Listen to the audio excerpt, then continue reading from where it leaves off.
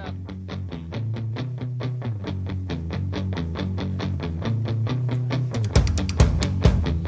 Okay, cool. So now it's doing its thing. I'll do the. Gotta get the intro in. Howdy toddy.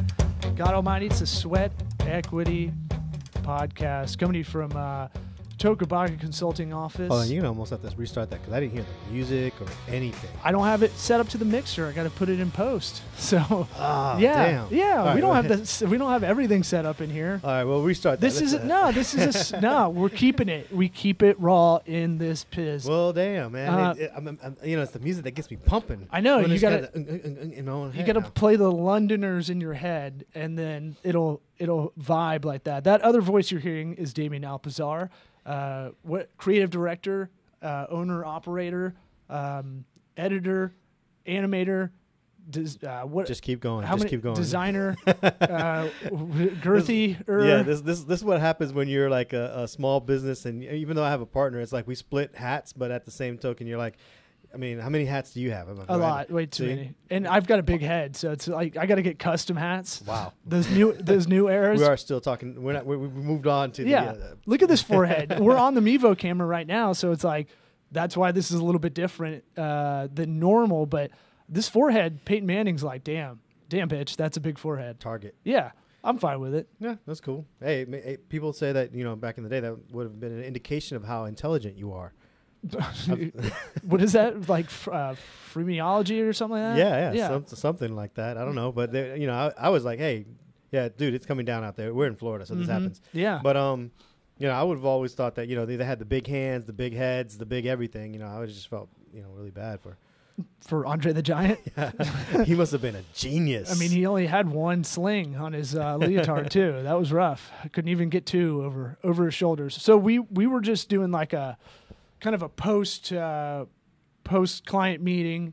Yep. And we've been meaning to get on Sweat Equity talking about a couple of things. So we're doing these mini episodes, and this one, since we just came off the heels of a lot of video, digital advertising kind of conversation, we're just like, let's knock one out. We both got to go at a couple minutes, but we got some stuff we wanted to talk about, and might as well just do it this way in increments instead of trying to do a longer hour. Right. But I don't know where to start, because we wanted to talk specifically more in the car dealership world because it annoys us. It does. And there's a lot of good things that the major car brands do. But man, when it gets down to your local dealerships, it just kind of falls. Either they do it really well or they do it really bad. And there doesn't seem to be an in-between. I've been all over the country doing stand-up in my earlier days. I've seen every kind of like car commercial around the country, and it's like they all are bad everywhere. Yeah. It's crazy. And so you and I look at that and we're like, this doesn't have to be that bad. Yeah. That's what I feel like. That's a lot of the inertia you and I both carry for our mini hats of jobs, but our hat rack of jobs. Yeah. Yeah, I like that. It's good on the fly. But it's that thing where I see a commercial where it's like, I know this dealership got ripped off by a really derivative creative company, video production company that doesn't really value creative. Right. And I'm not against like sending old school mailers that have gimmicky. I think those work too. So I feel like a lot of people, when they hear this conversation, if they're part of a dealership or something, because I'm going to target this video to you guys just to show you how this works. We got to get this off our chest. We got to get it to them. But it's that thing of like, man, I get the repetitiveness, I get all that, but we were laughing about like, can these be like serialized a little bit or targeted towards an audience a little bit better? Like, just because you're local doesn't mean it has to. Well, what ends up happening is that, I mean, I don't know, somewhere along the line in the history of car dealership commercials, someone thought that the loud and obnoxious type of commercial style was the way to go, and they started doing that, and the world has moved on, and the dealerships in general haven't. And unfortunately, most local dealerships have to deal with the troubles of it's a highly competitive market, so they're trying to get noticed. Yep. And in that attempt to get noticed, they either go outlandish or they do things that really doesn't, A, build their brand, and B, get people onto the lot. Yes, people recognize the loud, obnoxious commercial here or there because it's like it's been beaten to their heads.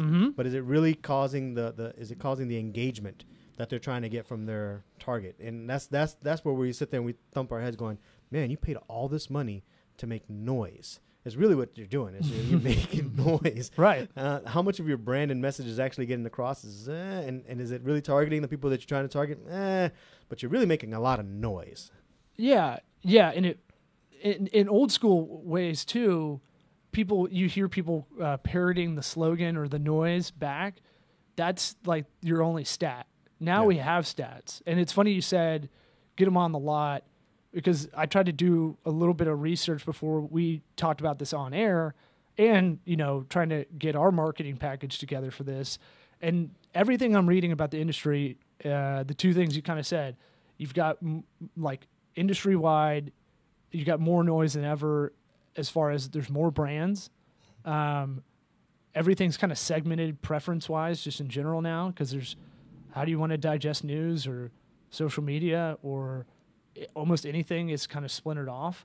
And then you've got disintermediation.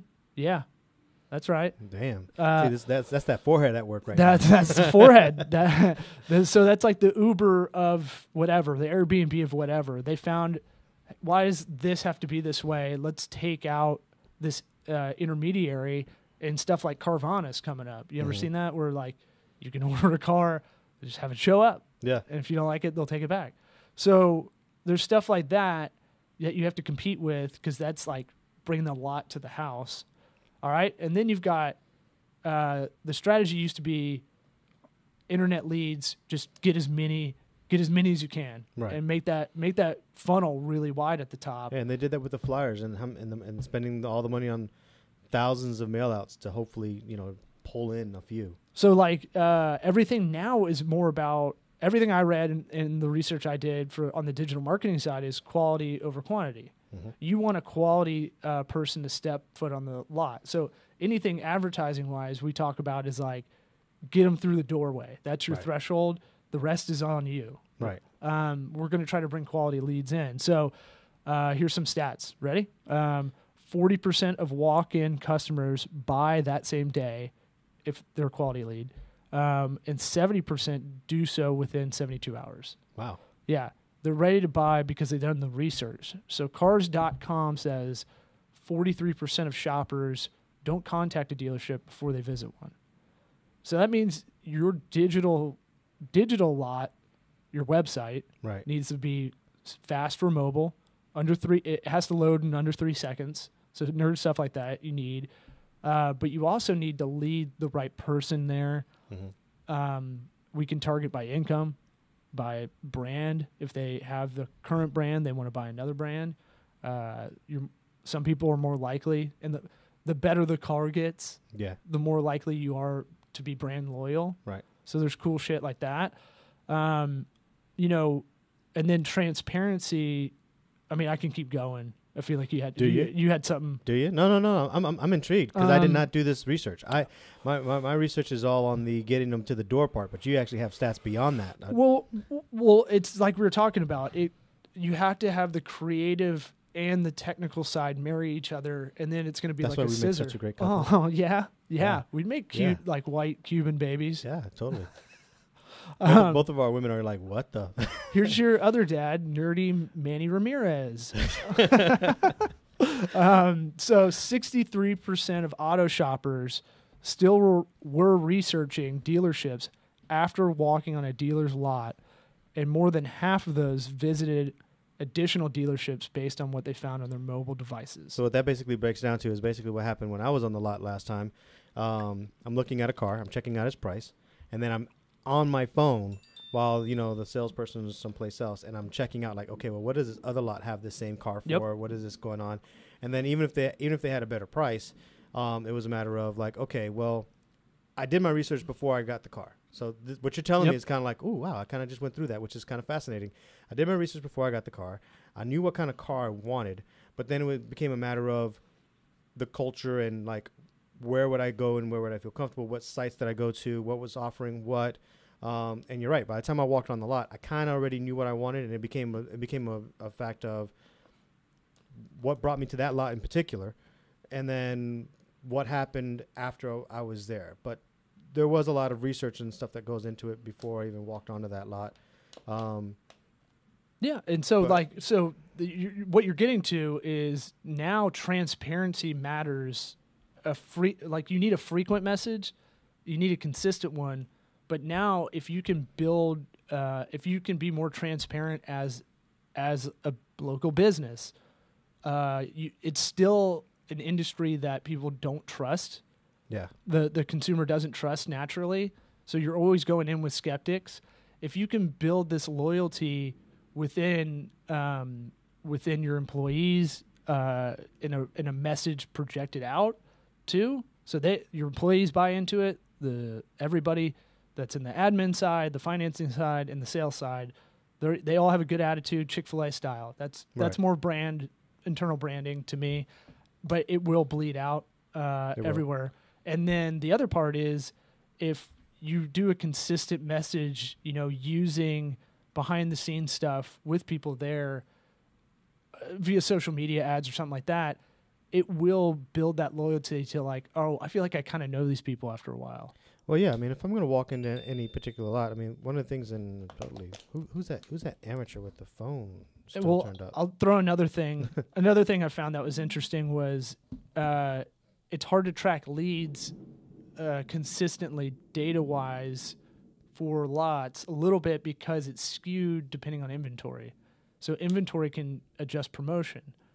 The reason I think this is interesting is because we can work creatives on the fly, or we can have inventory style creative ads ready creative to go. stores end of the year, creative stores mid-year, creative stores, things of that nature that are specific for times when inventory may be higher and or lower. Right. So you send us a Slack message and it's like, hey, we got to now. All right, we have to switch gears on a dime. Mm-hmm. All right, flip this other campaign on. Cool, we've already got it shot because we already thought about it in pre-production. You know? And I think that's another thing. When you were touching on the consistency and the trust part. When you look at standard marketing methods that are used currently by local car lots, they're using the commercial, which has a broad message. They're using the flyers, which has, again, a broad message. And they're casting this very, very wide net. They're not really conveying messages or making messages that are, A, frequent enough, mm-hmm. and B, specific enough for it's almost better to have 10 very specific messages that will reach 10 very qualified buyers than one broad message that you may send out to 1,000 seekers, not mm-hmm. even buyers. They're seekers. They may be interested, but they're not a qualified buyer. So, and that's really one of the beautiful things about that. What you were talking about, building that culture, that can come from almost anybody on the lot. That can come from your sales reps to your sales managers to anybody else on the lot to even customers who've been on the lot and just like they're sharing their experience and things of that nature. Yeah, we've talked about this. Employee hiring for the lots as well can be done through online advertising and good creatives. We've already worked on projects where we go, hey, we can try to make this funny and I'll get to the funny part, why that's important on the creative side. Funny and like show why this is a great place to work. Mm-hmm. And we go show the corporate culture. Yeah. Oh, you can move from whatever the grunt is at a dealership all the way to this because this guy did it. Wash boy, detail boy. Sure. Nothing against wash boys or detail boys. We need you guys. There's a career path. I think people care about that because more people are jumping around jobs and it's a freelancer society for everybody under 35 now. But it doesn't mean they may want to do different jobs within the organization, or at least have a pathway. Yeah. You go from detailing cars to sales to finances to all of a sudden, lot manager or something like that. Lot manager is not a proper term, I don't think. But so also day parting ads as the other part of the time inventory matters, where we can go if we know it's going to be rainy mm-hmm. For the next 7 days, we can slow down that ad spend. day to day, because there's not going to be as many people. Or ramp it up for those 24 to 72 hours that you mentioned earlier. Yep. So promotion times. Yeah, retargeting and things of that. And I'm excited to look at like Hulu and Spotify and Pandora as other avenues that are kind of somewhere in between. Someone's checking out a Fast and the Furious on Hulu or Amazon, and boom. Well, you have to get the frequency of that consistent message across like 8 different platforms, and that's across of devices now. So the way people digest stuff is totally different. But if you have, how many people do you think are on? This is I know you didn't have a chance to look this up, but I'm putting you on the spot. If you had to guess, I hope I know it. I know, right? If you had to guess, mobile searches versus web searches versus people actually watching commercials on TV, percentage-wise, which one do you think wins in that race? What do you mean? Just people straight up going to Google? Yeah, people on Google on their Bing, social media just defaulted, just on their phone versus on their computer versus on actually watching. Like, I haven't seen a commercial on TV in forever. Oh well, you probably cut cable, right? Yeah, I did. So, there's going to be more platforms. I bring Hulu up because it's interesting. It's the hard part about like cable advertising is you usually have to do the metro area or like a city, and you don't really get reliable stats back. The reason Hulu's interesting is because like a lot of people can get the discounted version of Hulu, but I can do it by zip code, and I could tell this before I even looked it up that the political ads, when those were going around, when Daddy Trump won, that I've never called him that, but you could tell they're segmenting it per area, and I could tell when I was going to other people's houses and stuff, and we're watching something. So, to answer your question, mobile search versus desktop search, I can give you that. It's going to be about 70-80% of your traffic now. Mobile is interesting because it's like a low jack. You can sometimes tell where they're looking at this stuff. Yeah, so if someone's on your lot, you could tell that they're searching for stuff on your lot or around the corner or down the block or whatever. And it's usually more personal because you don't let a lot of people use your phone. So when you retarget that person, you're closer to 30% of getting that lead back. So, the other part of that is, so you said desktop versus mobile versus television. TV, broadcast. Good old-fashioned cable. Can't even say rabbit ears anymore, but I'm saying just a good old-fashioned cable. So I don't know if you completely throw away cable. No, but segment it to the channels that it needs to be on if you can. Right. Or maybe just supplement that by other traditional means. So, it kind of goes by, are we going target audience? Because if we're going 35 and under target audience, you're a used car lot, or you're a place that sells like, all right, if you're selling a lot of like Honda Civics, I feel like that was the chick car. Right. For like every chick I knew had one at some point. So Honda Civic, we're going target audience first in this idea, and then we're going to go to the platforms that matter to them. We're definitely hitting Pinterest. I want some Pinterest ads all over that spot. Instagram as well, because those are the lifestyle platforms. And then that would be that it's either like, do you go campaign first and then figure it out? Do you go objective, which is a promotion, overall promotion, or do you just try to segment a target audience? That's kind of why this takes me a minute to kind of like explain. Well, yeah. Well, I mean, those are 3 approaches to the same thing. Yeah. I think all 3 of them are probably because of that. Because we can look at it. We can look at our product, which is a Civic in this particular case. We can look at our product. We can look at our demographic, and then we can immediately identify some of the platforms that we want to hit them on, and then make the creative seem far more specific, far more targeted. Yeah.